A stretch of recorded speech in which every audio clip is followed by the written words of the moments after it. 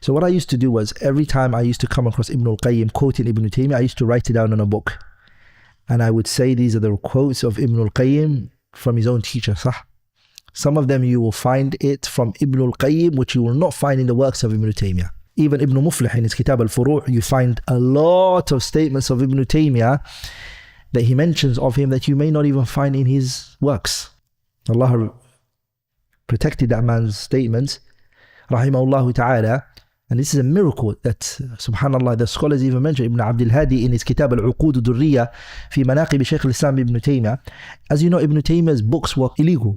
It was illegal. People buried his books.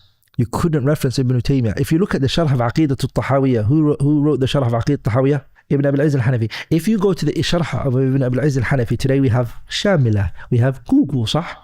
And you copy paste what Ibn Abil Izz says, you'll find a lot of his quotes, maybe more than half of the book is a what?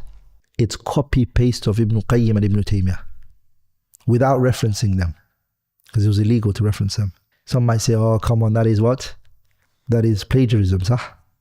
You've just stole somebody's works. No, they were trying to preserve their works for them and the reward, but they couldn't mention their names. Does that make sense? This is a topic, by the way, that really needs to, inshallah ta'ala, if someone wants to look into it and research and write something on it. Books used to be written, like, certain books will be banned, certain authors will be banned, certain individuals will not, their works will not be allowed. And people would still spread the knowledge, but they will spread it in different ways. Hatta sometimes scholars of Islam will quote people who are heretics. They knew they were heretics.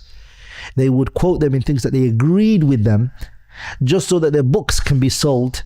And you find some of the scholars quoting certain people, like Ibn Arabi, for example.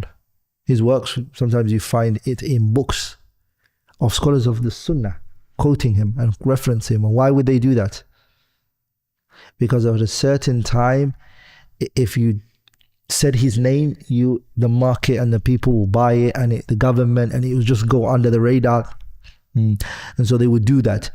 And sometimes they would remove a name of a person and just use the reference without quoting or referencing the person who said it, only because they weren't allowed.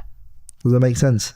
And Ibn al-Qayyim suffered from that. And with that being said, Ibn Abdul Hadi mentions in his Kitab al-Uqud al-Durriya, his works have been preserved. His books were what? Are preserved. Here you find him being referenced in so many different places.